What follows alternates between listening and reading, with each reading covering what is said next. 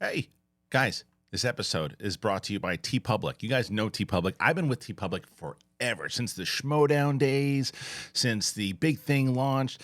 If you have a Sith Council shirt, if you have any of our shirts, you got them from TeePublic.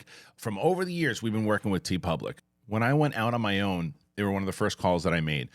So not only can you get all of the branded merch from this show, t-shirts, stickers, phone cases, mugs, all that, when you are on the site, do a search.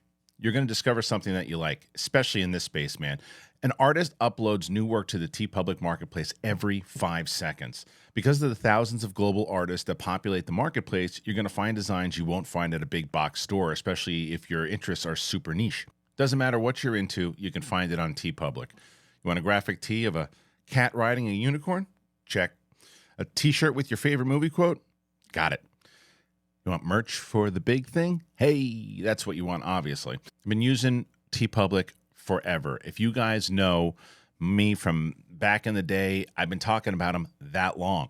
So it was obvious that I was going to be using them again, and I'm so glad that I did. So many of you guys, when I see you at some of the events, you're wearing the big thing shirts, and it all comes from TeePublic. And browse around on my link. It's going to be in the iCard right there. It's going to be in the description right there. Browse around. You will find stuff that you like. So I'm happy that they're on the show. They're sponsoring the show now. TeePublic, everybody. Check them out. How's it going, everybody? Welcome back. It is Friday's episode of The Big Thing. We're going to be talking about Lando. It was supposed to be a television show. Donald Glover was rumored for a long time, announced for a long time. People were like, what's going on with that movie? Or, show, rather. And then recently, it was like, no, him and his brother, they're writing the TV show. Well, a new report says it's not a TV show. It's a movie. Well, what does that mean? Is that a good move? Is that a bad move? When will it come out? Will it come out at all? Is it another Lucasfilm thing? Like, oh, yeah, we're just going to give this person a movie. That'll never happen. Things that are definitely going to happen. One Piece Season 2. Season 1, I'm watching it right now. I'm doing watch-alongs. The Episode 4 watch-along just dropped today, or the reaction, rather. But Season 2, very popular show. Not a big surprise. Aquaman apparently is going in a different direction after this movie. What does that mean? How does it break down? This not, that not, what not, all that stuff and more. And Taylor Swift is going to beat everybody in the box office with stuff that's already pre-recorded. I mean, what a gig. She is hand over fist. She never has to work for the rest of her life. It's incredible the amount of money that this very talented singer is doing. But we'll talk about the pre-sales already. All right, we're going to be doing it today, man. It is the big thing. It's me and Brett Sheridan today with you guys. So if you're ready, let's do it. Subscribe to the channel. We're almost there, man. We're at 92,000. We'll be at 93, hopefully by this weekend, if you guys keep hitting that button. So we'll be doing that. We're almost at 100. Apple Podcasts, Spotify, growing every day. So join us today, me and Brett. Here we go.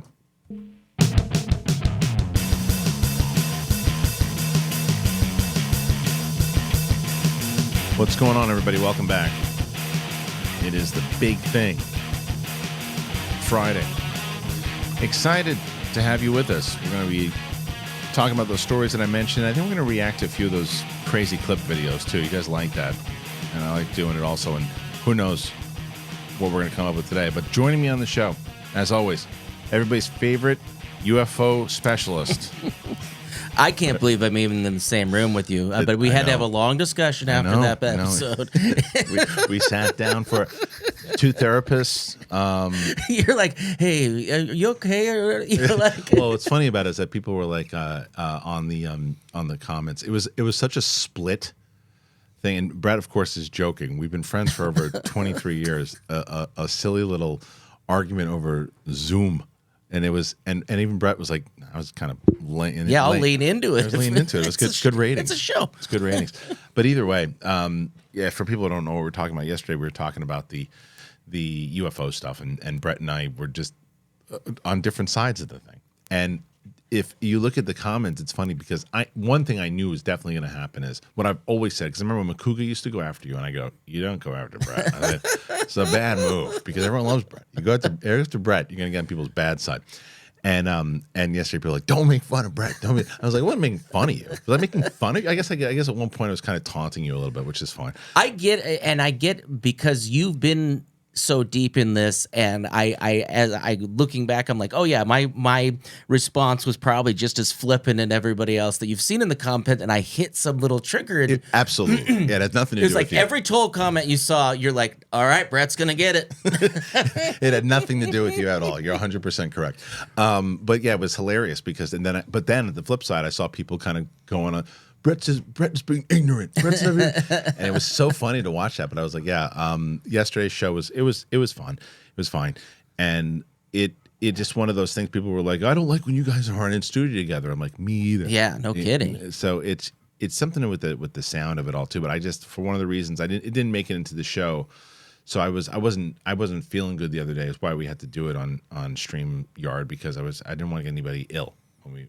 And it turned out I didn't even have anything that bad. It was like a scratchy throat, but just in case, And any way you do those streaming, I mean, even if we all had a great setup at home, there's just something about, like, it's different. It's different. Timing is different. Yeah. And, it took me forever, like, with the at-home stuff with SCN Live to kind of get my groove, because you got 6 people and you go, okay, I'll try to get it in now. It's too tough. It really is. And it's like, because you have, like you said, there's a rhythm, there's an energy to it, and you're able to play off of it. But we want to make sure, well, I will say this before we get into it. Normally on Fridays, we do the Capes and Cowls stuff, and we have been kind of switching that back and forth because Winston and Coy haven't been on. I will say, I'm happy to say that next week, Winston and Coy will be back on the show. They're coming back in for Friday's episode. So we'll have the gang back together for next Friday, me and Coy and Winston talking about everything going on in the world of comic book movie news. So you will, if you've been asking for them, you're going to see them. But for today, we're talking about this Lando thing. And I know I showed you a little bit of it. Like, did you see Solo?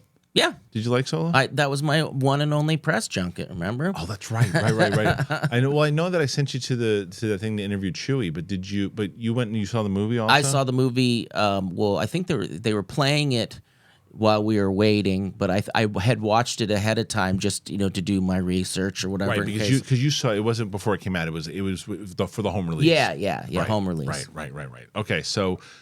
And what did you think of the movie? I forget. I didn't love it. I didn't hate. I mean, I can see why it wasn't great, but it wasn't horrible. I think it just had again, I've got the same thing with, like, oh, what's your name? And, is that how we're going to discover his name? I didn't like that either. But I will say that happens at the beginning of it. What I will say about that movie, after we did a whole rewatch on Sith Council about a year and a half ago. And after rewatching it, I feel the same when I watch the film. I've said a million times over. One, the second half is way better than the first. It really picks up steam and it kicks ass in the second half, and it's actually a pretty good movie in the second half of the movie. The beginning is tough. I think Alden Ehrenreich is really good in the movie. I just don't feel him as Han Solo. I know that some people feel opposite. I don't think it's a bad performance. I just think it's a different character. Yeah. It didn't do well. It's the only Star Wars movie that they consider a financial failure. Okay. It also didn't do well, but it's not, and people will be quick to respond, well, that's because of when it came out. It's not inaccurate. It came out in May of 2018, I think 2 months or a month and a half, while Avengers Infinity War was still in the theater. That one was a little popular. Yeah. So that was part one. It was supposed to come out in December. To Kathleen Kennedy's credit, she wanted to keep it there, but Iger wanted to move it and push it to that May to build up, and it was a bad move.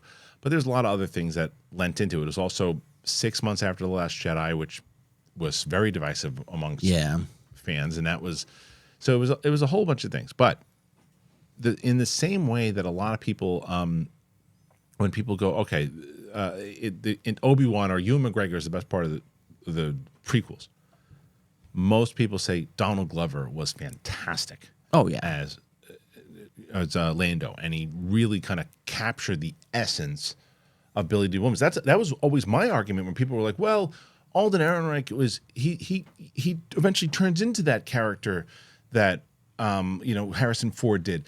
First of all, he's not it's only like 5 or 7 or 10 years detached. You don't change that much. Your essence is still there. The essence of Lando and Billy D. Williams is there. Yeah. Oh, right? Yeah. The cocksmith that he is. 100%. You felt it. Oh, yeah. Yeah. Smooth as hell, shady, yeah, no, that definitely. And that, when you showed me that article, I was like, oh, this is definitely one that I think will do well. And, I'm, well, let's get time will tell. All right. Well, so let me get you. You're more so coming on the casual side of things, and that's why I want to get your insight on this, because it was announced in 2020. They did like this whole big announcement stuff where all these shows were announced and the movies were announced, and none of those movies. The Patty Jenkins movie was announced. Oh, yeah. And all this. So there were a lot of projects inside of it that were announced that never came to be. There was a couple of shows that were announced that never came to be. Lando was announced, and they said, oh, Donald Glover's developing something. And then it just kind of disappeared, and nobody was really talking about it. And I think it was Jeff Snyder who recently said that Donald Glover and his brother were now writing the series, and that the series was going to come out. So this report comes out yesterday. I think it was Variety. I might be wrong, but I think it's Variety that said that it's no longer going to be a series. It's going to be a movie. Before I give my thoughts on that, what do you think about a Lando movie with Donald Glover? Is this the route to go, other than a series? And how will it do as a movie? Well, my first thought of that it's becoming a movie and not a series is they didn't think they could, tell much of a story, which seems odd. It seems like he would have a great past and there'd be lots of adventures and what have you that would happen to that. So maybe it was just like I don't know, they just couldn't find a way to stretch it out over a series. I think the movie will do wonderfully. I mean, I think that's a one of those characters that people always loved, and is on the top 5 characters, I think, of Star Wars. I think is Lando. I mean, again, smooth operator. I think it will do well. I would have liked to see a television show, because I do like the longer form and the telling the story longer in that regard. Thank you, and that I received my time. That was wonderful. You did well. I think this is a massive mistake. Oh, is it? Oh, all right. I think it is. I think it's a mess. I agree with you that this should have been a television show. Now, the reason why that they would go away from a television show, it's clear as day. They're looking at it going, this television show is going to cost a lot of money. We need to try to get away from this, how much money we're spending on streaming, because we don't have a model yet that supports it, especially after the writer's strike and after the actor's strike and all this different stuff that they're looking at. They're going, this is going to cost so much money now. Can we make it a movie and try to get some of this money back? Because Donald Glover is one of the biggest stars in the world. Everyone loves him. Everyone loved him as Lando. Let's do it. But to your point, this, you can really dive deep, and it's probably further along into the writing that they can make it a movie whenever the strikes are done. Tomorrow, you're right. But you look at it, and it's just the negatives to me outweigh the positives. It's, first of all, you're setting up this entire universe in the Filoni side of Ahsoka and all this particular on the world itself. The Ahsoka and Mandalorian and Skeleton Crew, and we're getting Filoni's movie at some point in 2000 and I don't know, they said 26, I think. Something, maybe 2027, pushed back now because of the strike, I would assume. But let's say the Rey movie and Filoni's movie is supposed to come out in 2026. Now, a Rey movie not everybody is excited about, but it at least connects into other things. The Lando movie is coming off of a movie that isn't very popular. The character is, but it hasn't. It just kind of. And like I said, top 5 character. I may maybe 10, top 10. But either way, but he's top 5, bro. No, but a top 5. People love Lando, but it's like a movie, like a full movie, like that. Just like it doesn't like what's the end goal for it? And the end goal is clearly to try to make money. Yeah, that's what it is. It's like, I'm not saying they're not going to try to make a good movie. Of course they are. He's a very talented guy, and he's probably going to put him and his brother probably put together a really good script. But it's not something they're going to make sequels of or anything like that. Do you think? Maybe, but it's like, what does it ultimately tie into in the grand scheme of things? Maybe it's just kind of a standalone that some people want to see. Some people, I don't know. From most of the polls that I saw, there were tons of people that are putting polls out. Is this something that you care about as a movie? And overwhelmingly, it was no. As far as movie goes, your point of all the different adventures that you could do on television, to watch it on television, but Donald Glover's probably like, I want to make a movie. I want to do this. And they're like, okay. I mean, he's a big enough star that you can do it. But I just don't know if people are going to care enough. And that's the least of it. That's the least of it. My biggest concern is it's the consistent inconsistency of Lucasfilm basically doing this. Okay, here we go. We got an idea. We're going to put a movie out in 2023. Yeah, Patty Jenkins' movie's coming out. Something didn't work out. That's not going to happen. Taika Waititi, he's got a movie. Taika Waititi says the other day, my script's still not written. That was announced 3 years ago. That's not going to happen. Benioff and Weiss, those guys, Game of Thrones guys, they've got a movie. No, that's not going to happen anymore. And then it happened so many different times. And then it's like, oh, Lindelof, he's coming on. He's gone. Oh, okay. And then it's like, well, we're going to have this Ray movie. That's the first movie. And Kathleen Kennedy first goes, we're going to make these events. We're going to make these events. They're going to be big events. They're going to come out every 2 or 3 years the way like James Bond did. And then they go, oh, movie come out in the beginning of 2026 and then at the end of 26. And it's like, they're so inconsistent. And then it's like, so Ray is the movie that's supposed to come out in May of 2026. Filoni's movie is supposed to come out in the end of it. Then Mangold's movie is supposed to come out around like 2027. When is this movie going to come out? Is it going to come out at the end of 2027? Is it going to come out before any of this stuff? They're going to shift stuff around again. Yeah. And it's like, just because there's no plan again, and it is simply to make money. Business should always be about to make money. Of course. But it should also be, well, how do we improve the brand? Because the brand is kind of shambles isn't the right word, because especially after what Ahsoka did last week. But it's not in good shape. No, it's not what it was. Well, I mean, pre-prequel, but it's not what it was once. The whatever the sequel. Which one? Well, the prequels. Now remember though, the prequels went through a weird thing. The prequels went through a thing where it's like, people really, our generation was like, that's not it. And then people who grew up with it, I mean, look at the love that Hayden Christensen's getting now. And I even found a love of it. I told you this when watching it through with my daughter and watching it through her eyes. And we watched my rewatches that we did. I have a whole new love for those movies. But then the new trilogy came out, and leading into Force Awakens, the hype there, that was when I think that people were like, oh, we're back. We're back. That's what I meant. Not the prequels, the sequels to the prequels. The sequel trilogy. Yeah. But then the last one, which I still haven't seen, which is weird. Because it was just like so much hate. So I think it was like, oh, we're back, baby. And then, this is not my Star Wars. It went like this. And then Mandalorian started to get it back into here. And then they had Boba Fett. And then they had Obi-Wan. And then Mandalorian 3 is coming back. And then Mandalorian 3 went like that. And now Andor definitely got people talking for sure. And then Ahsoka has people excited again.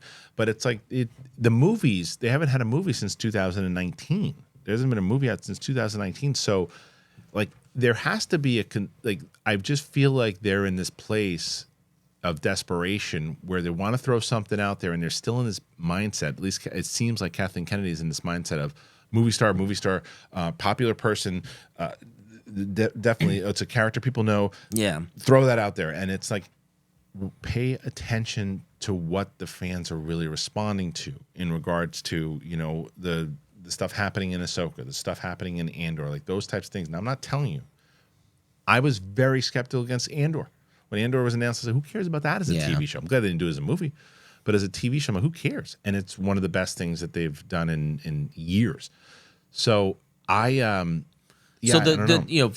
shows have been for the most part doing well, other than a couple little dips with like Boba. Boba wasn't well received. I mean, I didn't watch that one. Boba Fett wasn't well received. That was one that was least received. Obi-Wan is kind of back and forth. There are a lot of people who don't started that and didn't. Yeah, a lot of people who don't.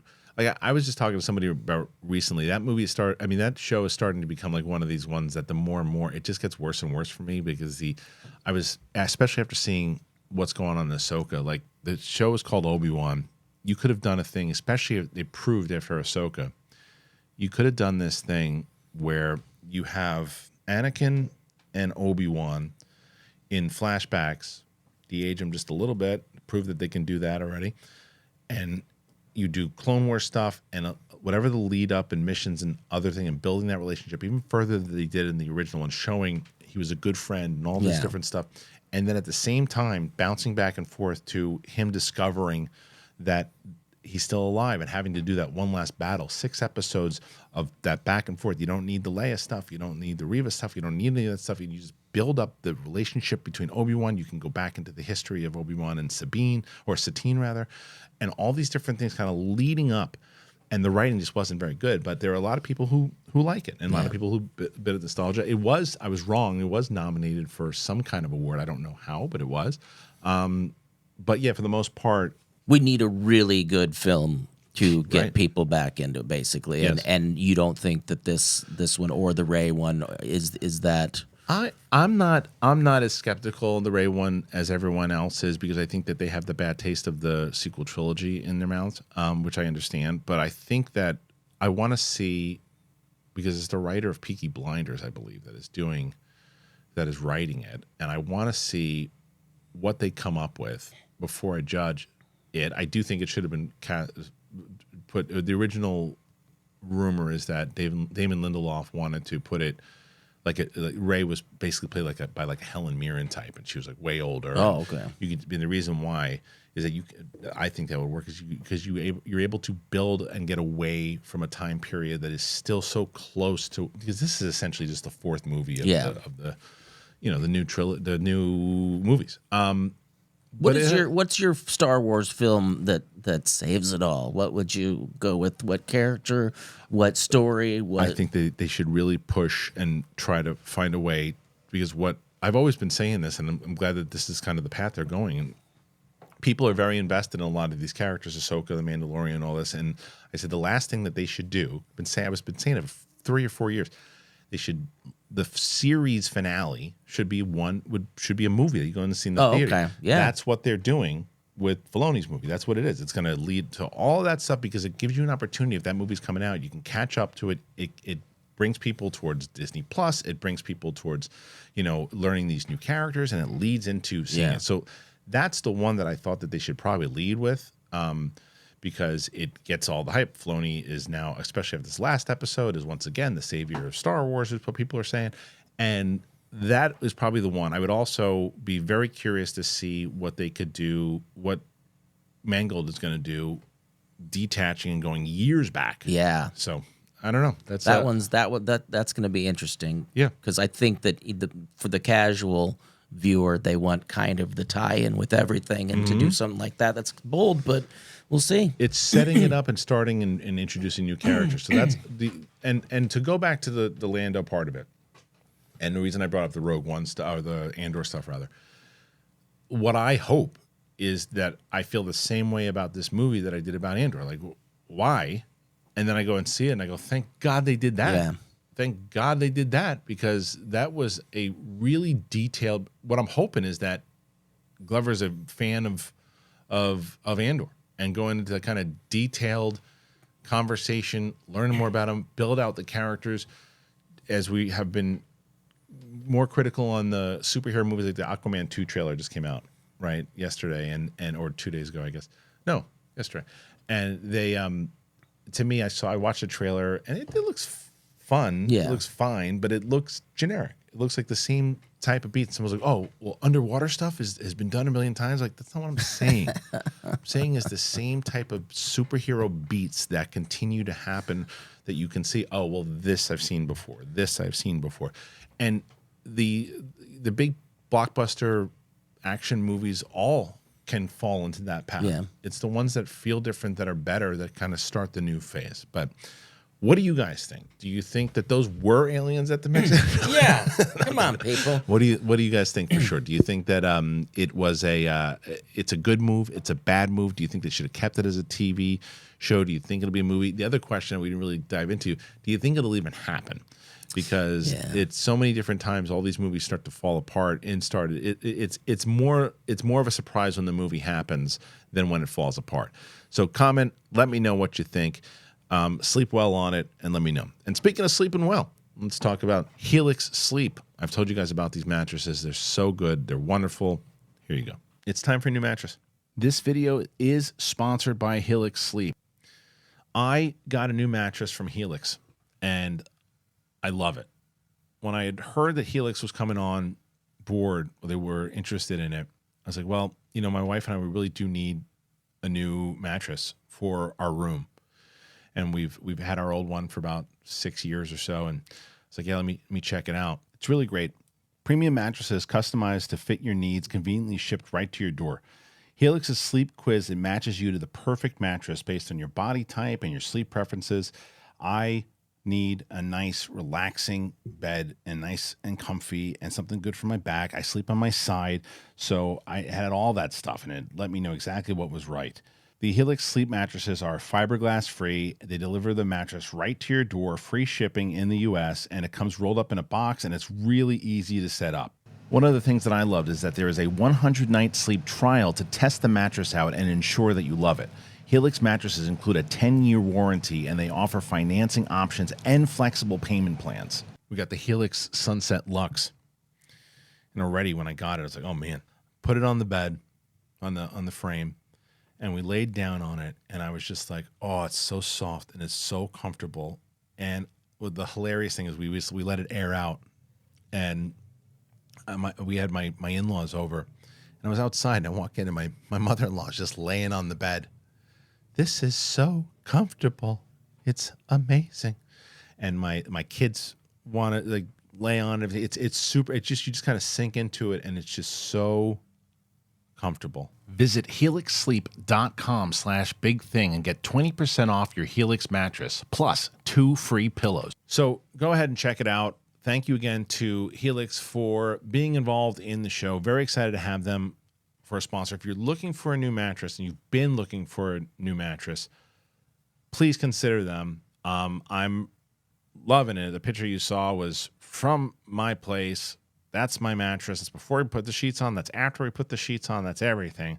I love it, and I'm very excited that they're on board. So please consider them. And not only will you be super satisfied, you'll also be helping out the show. So use the link in the description. Please go and check it out right now. All right, thank you to our friends over at HELIX Sleep. I really am enjoying that mattress, man. They're awesome. I love them. I'm so glad that we got them on board.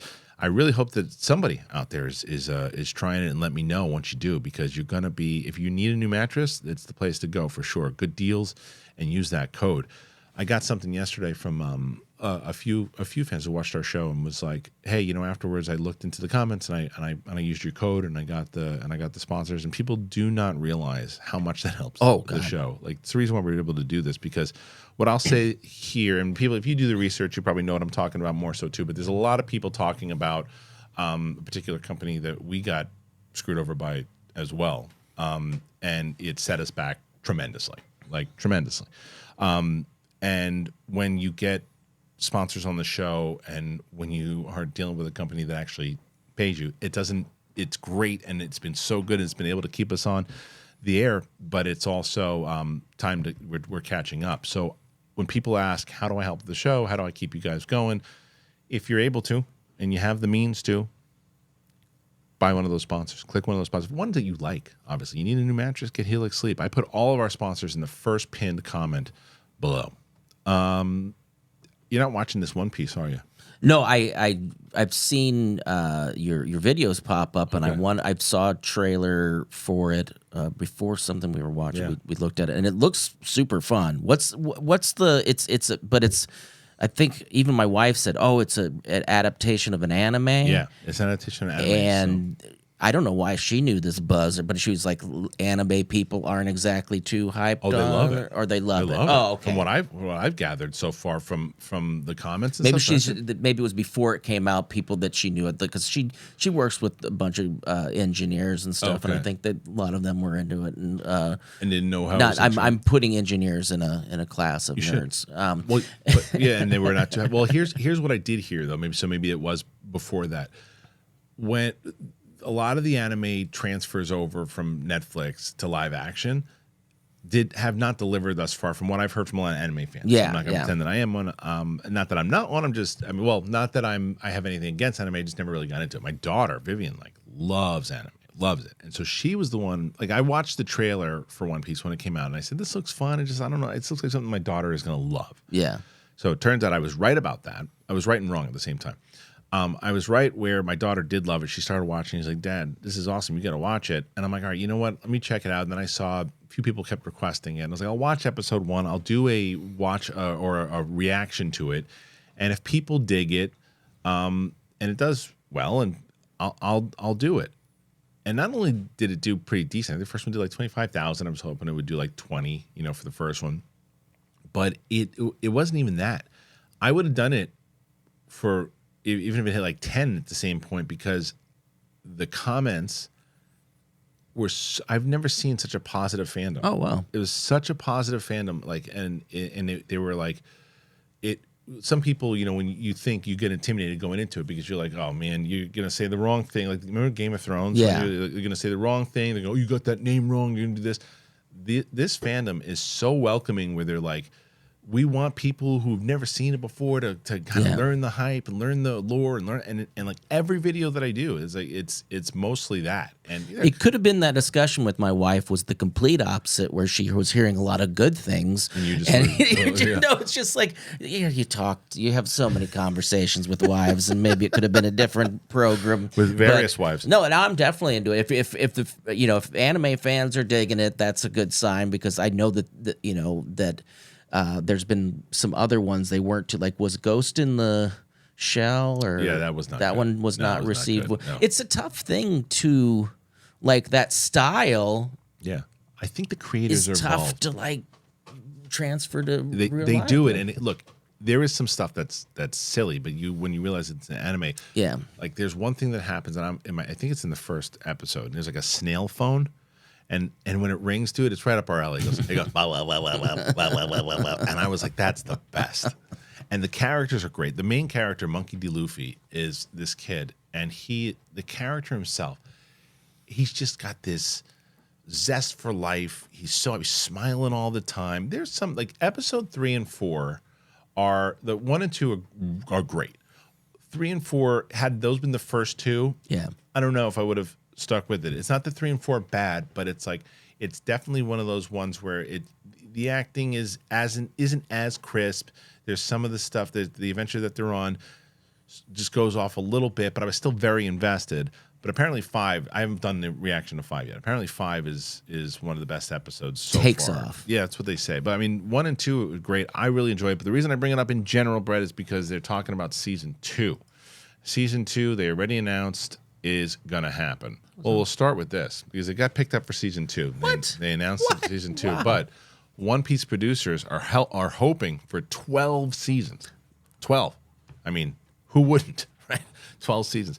Netflix's live-action adaptation of Eiichiro Oda's best-selling manga One Piece has been a hit, currently number 1 in Netflix's top 10 for second week and dominating the international charts. Second season got picked up yesterday, and production is not cheap on this series. The first season was shot for about 6 or 7 months, followed by another 5 or 6 months of post-production. It's believed to cost around $18 million per episode. So there's a question of availability with the core cast. There's also weather factors, such as filming in locations such as South Africa, and only certain times of the year that are best for production. In an interview with Deadline, executive producer Marty Alderstein and Becky Clements spoke about the show's chances for renewals, and they hope to stick with it as long as possible. Adelstein says, we have hopes for 12 seasons because there's so much material. Clements, we're over 1,080 chapters at this point in the manga. We have plans with Matt Owens for how we would break multiple seasons, and I think if we did 6, we'd probably use only half of the chapters of the manga. It could go on and on and on. Asked if they have at least 6 seasons in them, Clemens says, oh yeah, easy. She adds, everything they do is in agreement with Netflix. More importantly, there are specific story arcs, characters, and more which they keep in lockstep in terms of adapting. We've definitely had more thorough conversations about what we would do with season 2, should we have the opportunity, and less extensive conversations about where we'd go from 3 to 6. One thing we'll say, we're all unified in the parts of the manga that you just cannot eliminate, and that's our guiding principle. The stories we know and the characters that we know are important to the fans, so that really is the start in breaking future seasons. It will require a lot of conversations, but we feel lucky to have the roadmap. All right, so this is, when you hear conversations like this, though, and the passion kind of pops out of the quote, doesn't it? Oh, yeah. I mean, to go like, 12 seasons? Yeah, we got that. And not use, it said not use all of the mangas or mangas. How do you say it? Well, they said they don't really want to cut a lot of the important parts of it. Yeah. So that's kind of where, yeah, you feel the passion on it. And the other thing though too that I love is that the reason why it takes so long is because they're very similar to Andor, as we're talking about. They filming on locations. Locations are very, very important. I think that when you get too reliant on the in-studio green screens and the volume and that stuff, I'm not saying don't use them, and clearly they do in this show also, but the locations really help and set up a lore. But, I mean, this is also one of those things they were talking about the other day, that they want to do more Lord of the Rings and Harry Potter for Warner Brothers, right? One of the things that they're able to do for me, I think Harry Potter is or Hogwarts rather, is the more attractive thing because you have that video game that just crushed, and there's more lore that's involved in it, so it's something to adapt. When you have this much to adapt, because Lord of the Rings, how much is there even to adapt? They got to start making up stuff. Like this, you're adapting stuff, but you're adapting it from very successful manga over the last however many years it is. If they can actually get this done, the question also, when you're in season 1, is almost like that honeymoon phase. Yeah. 12 seasons, you're ready to choke people out by 12 seasons. I mean, most people that went to 12 seasons didn't think they were going to go to 12 seasons. Right. I don't think anybody set out to do that many seasons. But this just popped out of my head and it's kind of out there. But like, so this was 18 million an episode. Yep. What did an episode of like MASH take to produce? And is it proportionate to what we're spending now? No. No, because look, the difference. It's very similar. Location, the type of these things, and film and TV have kind of combined themselves too. Because insane. It's film. TV now is very cinematic. Like stuff you can play stuff. That's why they screen certain movies on the big screen because you could absolutely screen this in the theater. Like if you screened episodes of MASH in the movie theater, it would look like it would. Oh, that's trash. Yeah. Trash. That's what they call it, trash, man. I'm blown up, because we finally, after years and years and years, updated from my LCD that I bought, 15 years ago to one of those OLEDs like you have in here, and television shows. I'm like blown away sometimes at like how just beautiful and crisp and like the scenery and stuff like that. What was it? Even like The Witcher we're watching and stuff. Yeah, right, right. Well, Netflix puts a lot of money into it. A lot of these shows put a lot of money into Max, Disney Plus. The amount of money that they put. Ahsoka is a very expensive show. I think the whole show collectively is like $300 million, or something like that, or at least $250. But it's like collectively, and I saw the first episode on the big screen, and it looked like I was watching a Star Wars movie again on the big screen. So it's just so different now. But it's crazy that they're making money off of that, or are they? Well, that's where all this stuff with the strike comes. Yeah. The question is, how are they? Because they're not showing anybody what their streaming numbers are like. They're not showing anybody. That's right, it's not. No, you're not getting any. And you're also one of the reasons it's like you're not getting any of the. I don't know the numbers of how many people are like for One Piece. How many manga fans or of the actual series signed up because of One Piece? How many people signed up just to Netflix because of that? How many people signed up to Disney Plus just because of Ahsoka?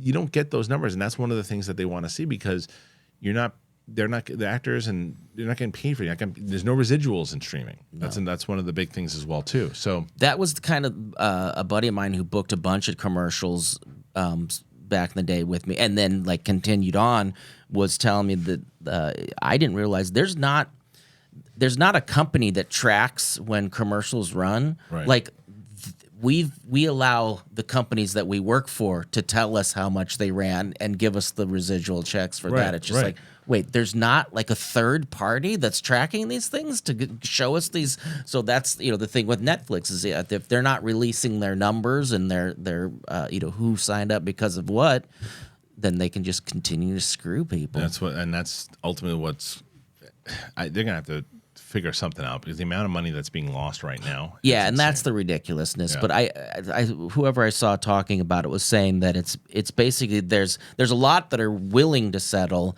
and it's some just won't do it. Douches on the loose. Yeah. They're like, no.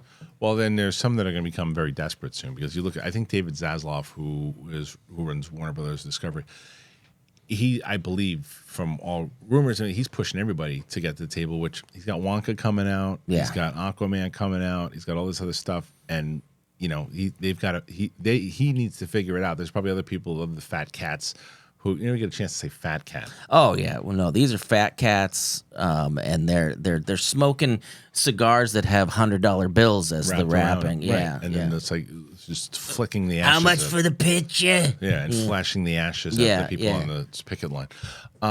Anyway, so real quick on when it comes to the renewal of One Piece, and this is Dark Horizons again, in a stunningly quick decision, Netflix has renewed its pirate adventure series One Piece for a second season just 2 weeks after the show launched. And Oda, the executive producer and creator of the original manga, posted a video announcing the pickup today. In the post, he thanked fans, saying, "It seems people around the world have been enjoying the show, which makes the hard work from the production team truly worth it." He confirmed that Netflix has decided to renew the show.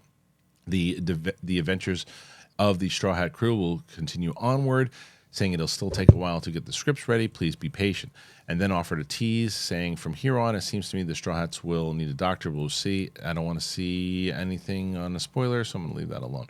But it looks like they were, we're getting the season 2, which makes sense. But the other thing is that as we go back to that previous thing, 12 seasons. These kids are going to be like 40 years old by the time we get to 12 seasons. So I don't know where the story goes. I don't know the actual manga itself, but this is good news too, and it's good for it's, even though it's not original IP because it's a very popular anime, but it's a brand new IP that people are getting. Like, everybody knows about this thing now. Like, everybody, the One Piece now is in the mainstream. It's people are talking about it, and it's a good thing. And was this just in book form, or was it also in anime? I think it was in anime. Okay. Yeah. Okay.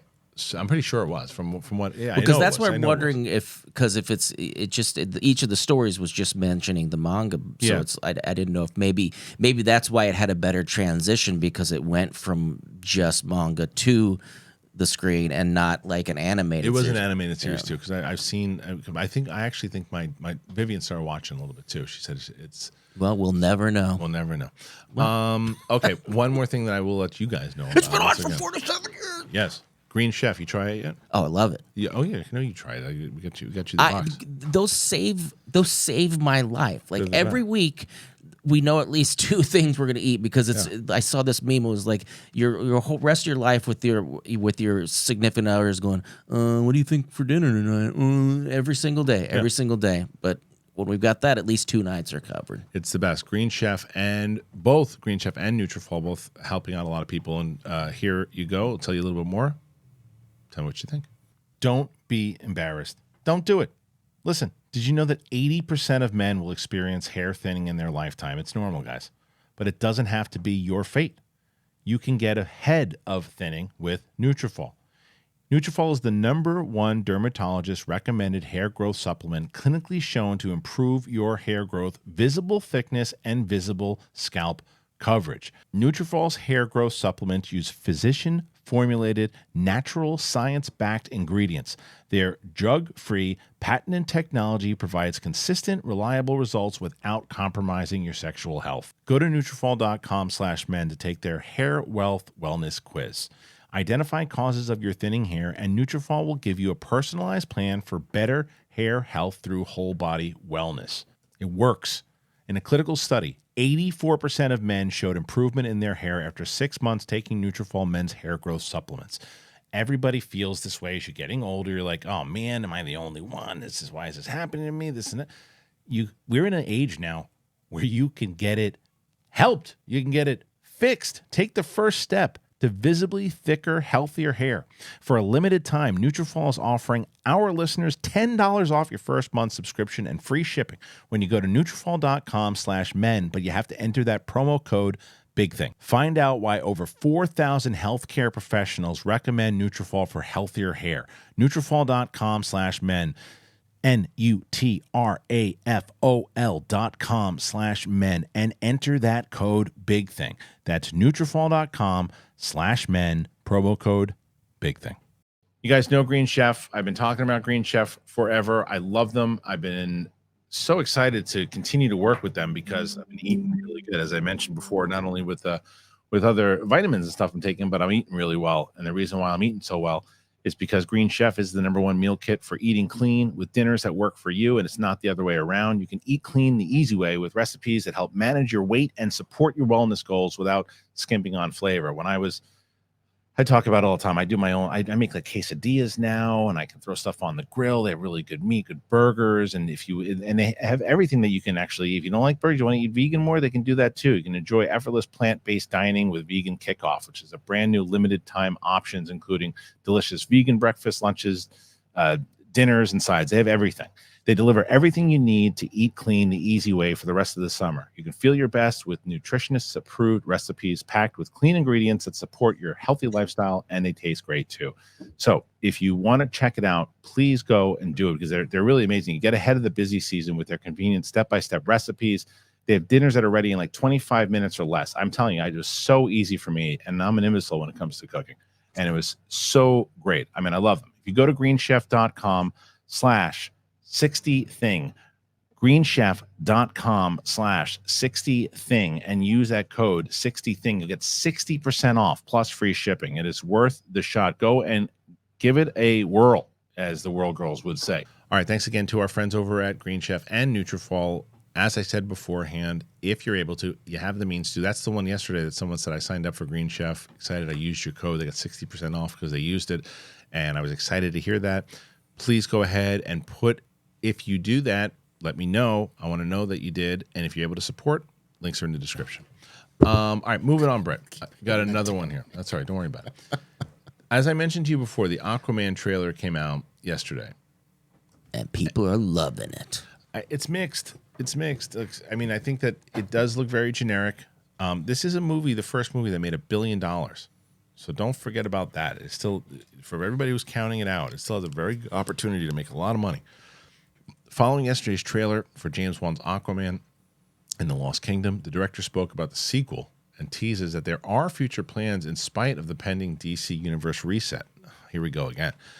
Jason Momoa returns as Arthur Curry, Aquaman, in the film, which sees Black Manta wielding the power of the mythic Black Trident, which unleashes an ancient and malevolent force. To stop him, Aquaman will turn to his imprisoned brother Orm to forge an unlikely alliance. As previously indicated, DC Studios chiefs James Gunn, Peter Safran have plans for Momoa in their DC universe. There's been rumor that the actor may be one of the few that gets carried over from the pre-existing DCEU, while Safran himself previously indicated Momoa saw the Aquaman series as a trilogy. Speaking with Collider, Wan teases the new film ends in a way that sets things up for more. What I can speak to is that the Jason Momoa as Aquaman story definitely has more places to go. And yes, when we get to the end of this, the answer is yes. I don't know how to answer that without giving away things. Because where we go at the end of this movie, it does tee up something bigger, or not bigger, but it does tee up a direction for that story, and I don't want to speak to that because it's the end of the movie. The franchise famously scrapped a previously spanned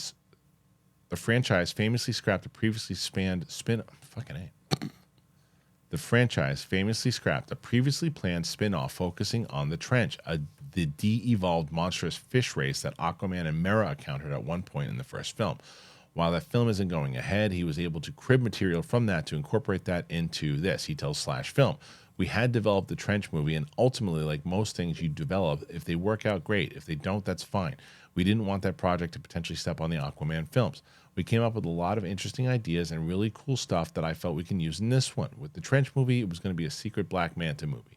Initially, we announced it as a Trench movie, but ultimately we wanted to surprise the fans because that was going to be a standalone Black Manta movie. So when that did happen, some of those ideas found their way into this movie.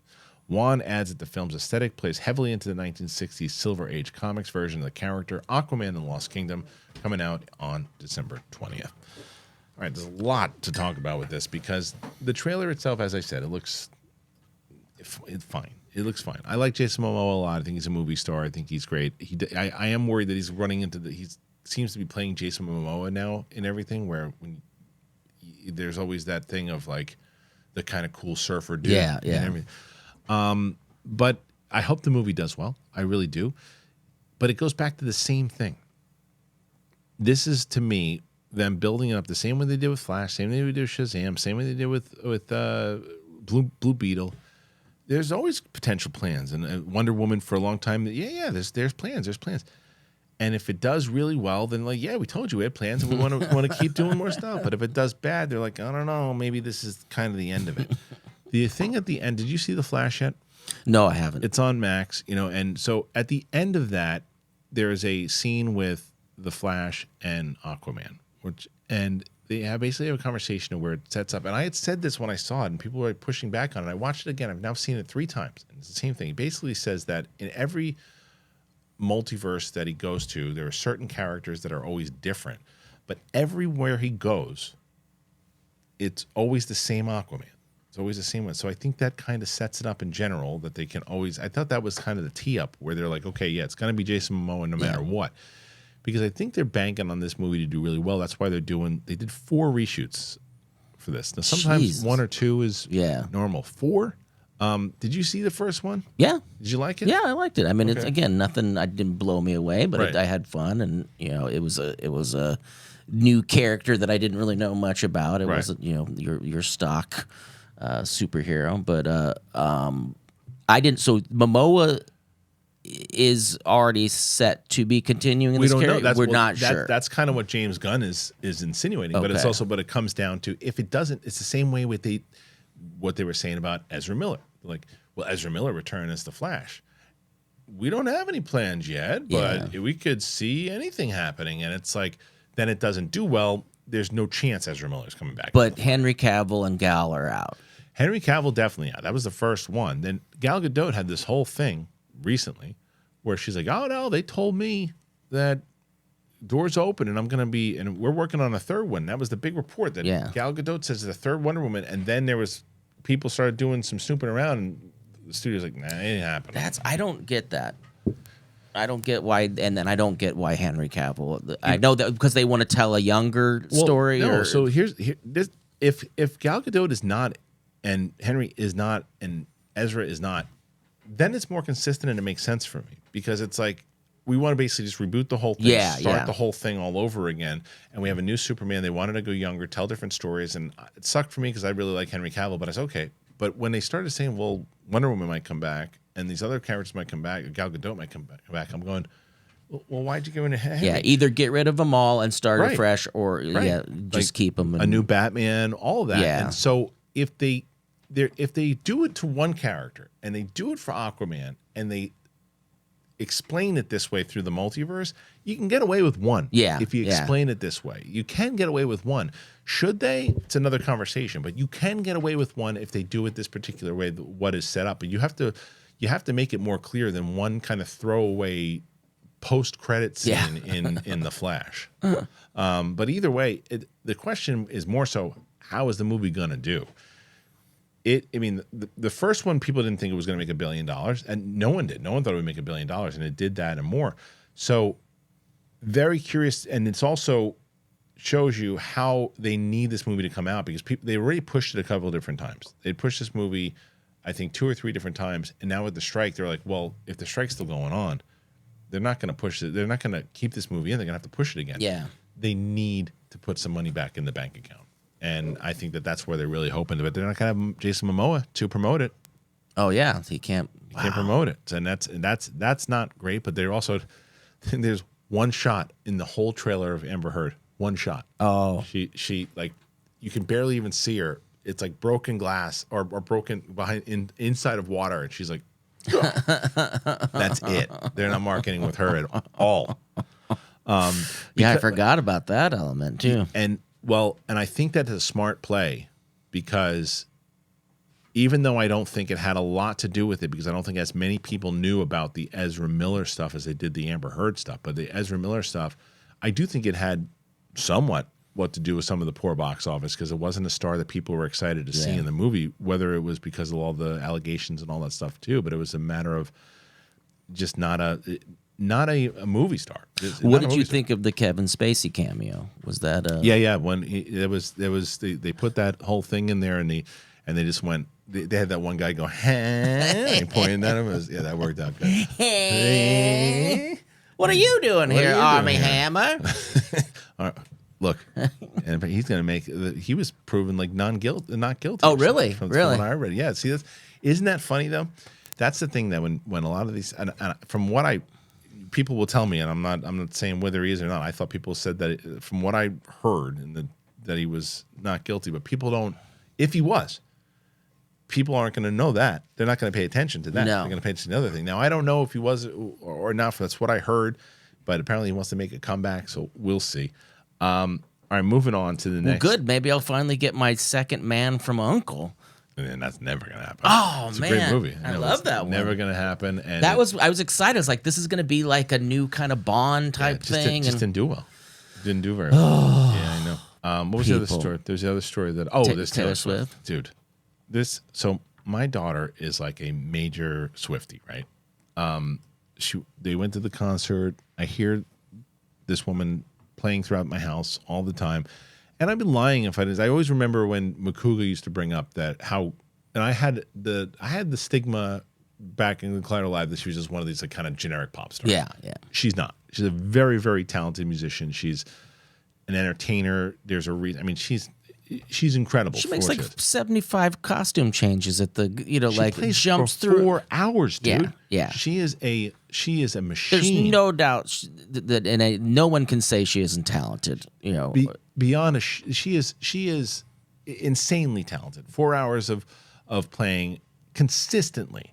There's only so long. I mean, she's still like what 32, 33 years old. There's only so long she's gonna be able to do that. 4 hours.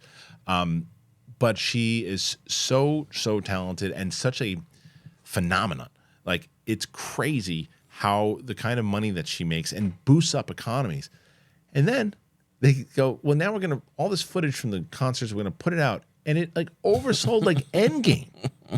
It was crazy. Here's the latest report. Taylor Swift, her film has already hit 65 million in pre-sales. 65 million in pre-sales of a concert. Advanced ticket sales for Taylor Swift, the Eras Tour concert film, has reportedly now reached over $65 million across AMC, Regal, Cinemark in the United States, along with Canada's Cineplex and Mexico Cinepolis. That figure, a full month before its opening on October 13th, best North American advanced ticket sales of films like Doctor Strange and the Multiverse, which was $60 million, and the Marvel's film slates just prior to the opening date, not a full month before. The Eras Tour still trails the $120 million pandemic pre-sales record held by Spider-Man No Way Home, but with weeks to go, numerous distribution sources tell Deadline that a $100 million opening for the concert film is quite possible. Wow. That could be a debut higher than the entire domestic run of both Michael Jackson, This Is It, and Justin Bieber, Never Say Never, which both pulled in around 72 to 73 million each. There's also obvious questions about how front-loaded the film is, with the fan base coming out en masse on opening weekend and then potentially vanishing. The concert film is scheduled to play for 4 weekends in a row and won't play at all on weekdays, though an exception is being made for Halloween night on a Tuesday. Well, let me tell you this. This is what they didn't mention. Yeah, the fan base is going to come out on that opening weekend to go see that film. Oh, yeah. And you know what they're going to do? They're going to see it again the following week. Yeah. And they're going to see it again. For as long as it's in the theater, you do not understand how dedicated this fan base is. It's incredible. And they are going to go back, and then and the other thing that's going to happen too, what's another reason why this is going to make so much money, that she plays to 20-year-olds, 30-year-olds. She plays to, and my daughter's 11 years old, so 10, 11 years old. Those 10 and 11-year-olds are going to be going with their parents. Yeah. They're going to be going, and like this is a brilliant, brilliant move. It is. How much did this cost? How much did this cost to make? Oh, just throw some footage together. Yeah. You know what I mean? Look, they probably shot it for the thing, and they probably had some expensive stuff, but they probably paid for it on night one of one of the concerts. Oh yeah. It's like it was. Oh yeah. You remember we have that thing coming out? It's going to make $100 million in pre-sales potentially. That's nuts. And good for her. This is a very positive story. I actually really love this story. From my opinion. When I say my opinion has changed of Taylor Swift, this is that I never disliked her, but I have just such a respect for her and the way she carries herself and the way that the performer that she is. But I remember Makuga talking about it on Collider Live, and I still don't agree with this. Yeah, saying that she is a much better performer and overall musician than Prince. At the time, he said it. When he said it at the time, it was outrageous. Yeah, it's a conversation that a lot of people would have today. I don't agree with it. But it's a conversation I would see more people kind of getting into. Yeah, I could see close, but yeah, Prince was like one of a kind. Yeah, insane. Yeah, and could play a million instruments, which she can play as well. But God, what was the question? Taylor Swift. Oh, about the music, like the newfound respect. Like I think it's in the you just kind of thought of her as like a bubblegum pop star or whatever. The one thing, the comparison I saw one time was that I think her and Adele are the same exact age, and so like the subject, Adele's is like this real heavy love story, and she's like, I'll never get back together. Right. But they're the exact same age. So yeah, it's true. But hey, she knows her audience. She still has that little girl energy about her, which is positive, and it's like, and this is again phenomena. In the fact that it's like the amount, $60 million in pre-sale tickets already. And I don't think that was going to be coming for a out concert for a concert film. And it's going to be, you're going to feel like you're in the damn thing at a concert. It's one of the reasons I'm going to take my daughter last night. She's like, that's coming out, right? I was like, she's like, you're going to take me? I was like, yeah, I'm curious about it. I want to see. I didn't go to the concert with them. It was my wife and my daughter who went. You didn't want to sell a kidney? Well, it was, just the 2 tickets alone. Yeah, alone, and they were in nosebleeds, like, nosebleeds, and it was like, I'm still paying for those tickets. And that's a crime too, and that has, and again, I know that's not like her, that's not as Ticketmaster and all that. All that. The ticket, don't get me started on that because I tried to get my wife tickets to one of the members of BTS, that K-pop band, and the all the tickets, except for the nosebleeds, were like $1,000, and crazy. It was ramped up because they sold them in New York for $200 an hour earlier, or 3 hours or whatever, and they ramped them up because of demand. So it's like this algorithm they have, and it's just like they're fucking people over. You remember when Kurt Cobain was talking about how he couldn't believe? I think it was Madonna. He couldn't believe Madonna was asking for $100 a ticket or something. 45. It was 45. Yeah. Is that what it was? Yeah. Because we saw everything for $15 back then. That was kind of like and I saw all together Pearl Jam, Smashing Pumpkins, and Red Hot Chili Peppers for $15. Wow. And I'm sure I hope they were making money at the time. But it's just the music industry has changed dramatically, and like that's how they make the majority of their money now is through touring. Though that's why the tickets have also gone up because albums are because of streaming. Albums they got screwed with Spotify. Yeah, well, but remember, like because you sold a whole bunch of CDs or records, and that's how you now it's like you put your album out there, and if you're subscribed to Apple, you just can get it. I think the music industry needs a union. They don't. If they don't have one, I'm not sure. I don't think. I mean, because you think about how many people have gotten screwed over the years. I don't think there's not a musicians union, is there? I don't know. To tell you the truth, I'm not sure. Hey, I'll give you a union. You look at like Billy Joel back in the day, had no money, and I know. I don't know how it all works. Taylor Swift got screwed hardcore, and that's the one that her whole catalog she had to buy back or something is that what like happened? that. Yeah. Okay. I mean, she doesn't have to worry about it ever again. I mean, I can't believe how much money she makes. It's like, I can believe it, especially after you hear this. Yeah. It's insane.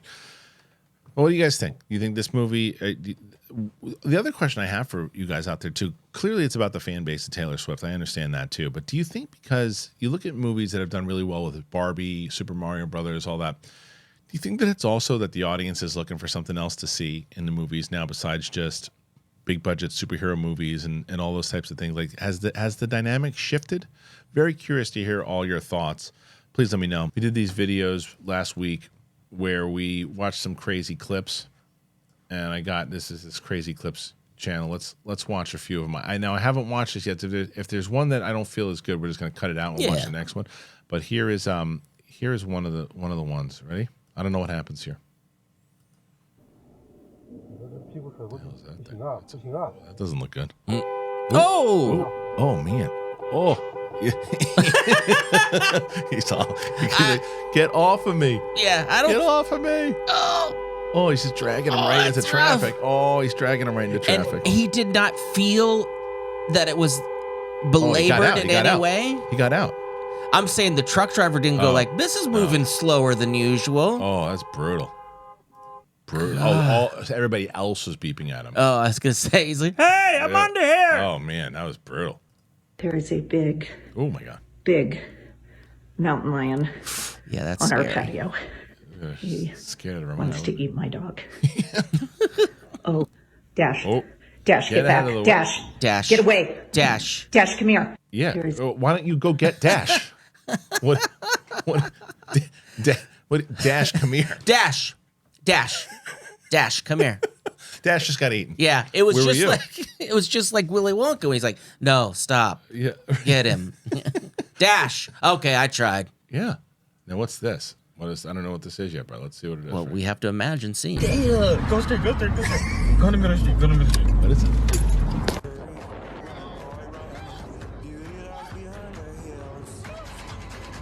What is it?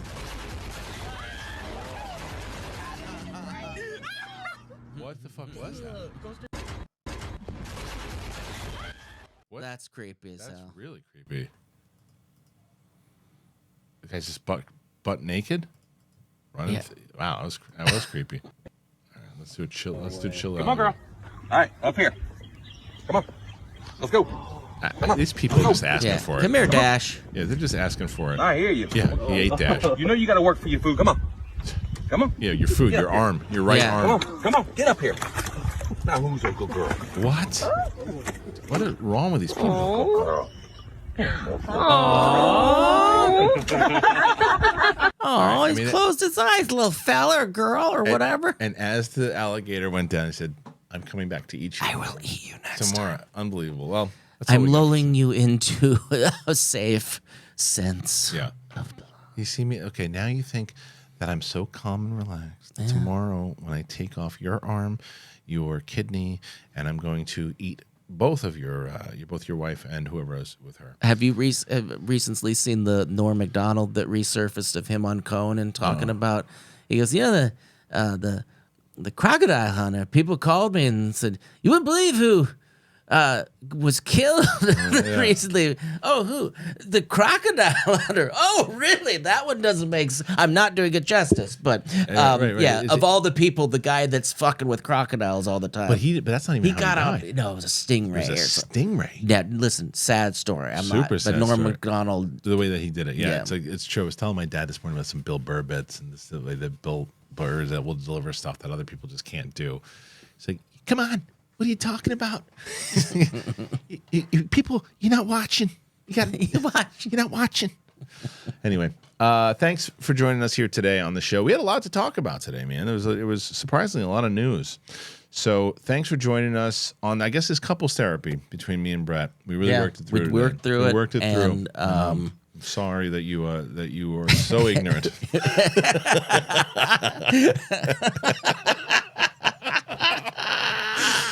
It's nice to have a really ignorant point of view on this show. it's just you know somebody so long and you're just like, yeah, I know he's read a bunch of comments and they got to him and now I'm the vessel for I said, you say one thing. Yeah. You say one thing. Anyway, thanks for joining us on the show today. Once again, if you're able to, you have the means to, and you want to support this show, please help us out and help yourself out by getting yourself one of our wonderful sponsors. Links in the description. Thank you to all of our sponsors today, whether it is TeePublic, HELIX Sleep, Green Chef, and of course NUTRAFOL. Please go and check them out in the comments in the description as well too. You guys are the best. Thanks to Brett Sheridan. Thank you. You guys will see you on Monday. Have a great weekend. Talk to you soon. Bye.